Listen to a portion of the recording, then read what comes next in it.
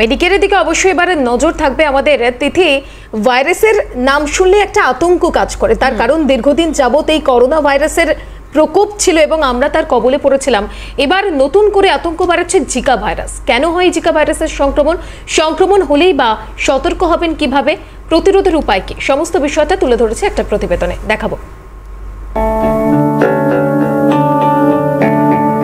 কোভিডের আতঙ্ক কাটিয়ে সবে সুস্থ স্বাভাবিক জীবনে ফিরেছে গোটা বিশ্ব। এরই মধ্যে এবার সামনে এসেছে জিকা ভাইরাসে আক্রমণের ঘটনা। সম্প্রতি জিকা ভাইরাসে পুনেতে আক্রান্ত এক চিকিৎসক এবং তার 15 বছরের মেয়ে। তবে এর আগে ভরা কোভিড সংক্রমণের মাঝেও মহারাষ্ট্রে জিকা সংক্রমণের খোঁজ মিলেছিল। সেই সময় পশ্চিমবঙ্গেও জিকা নিয়ে সতর্কতা জারি করা হয়েছিল। ফের ঘুরে ফিরে এলো সেই জিকা আতঙ্ক। আসলে মশার মাধ্যমেই এর সংক্রমণ ছড়ায়। এডিস মশা এই ভাইরাসের বাহক, আর এই মশাই আবার ডেঙ্গু এবং চিকুনগুনিয়া সংক্রমণের জন্য দায়ী। বিশেষজ্ঞরা জানাচ্ছেন জিকা ভাইরাসের উপসর্গ ততটা গুরুতর হয় না, তবে অন্তঃসত্ত্বাদের ক্ষেত্রে এটি উদ্বেগের কারণ হতে পারে। এছাড়াও সংক্রমিত মশা কামড়ানোর পরে 2 থেকে 14 দিনের মধ্যে জিকা সংক্রমণের উপসর্গ দেখা যায়, যা 2 থেকে 7 দিন অবধি থাকে। এবার দেখা যাক কি কি উপসর্গ লক্ষ্য করা যায় জিকা ভাইরাসে সংক্রমিত হলে।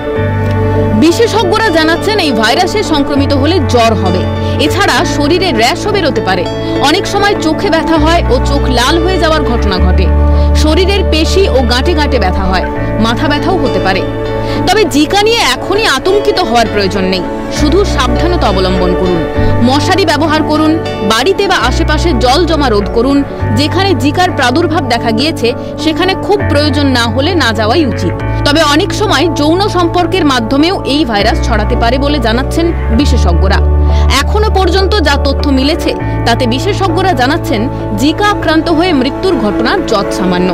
ঠিকমতো চিকিৎসা হলে এবং পর্যাপ্ত বিশ্রাম নিলে সহজেই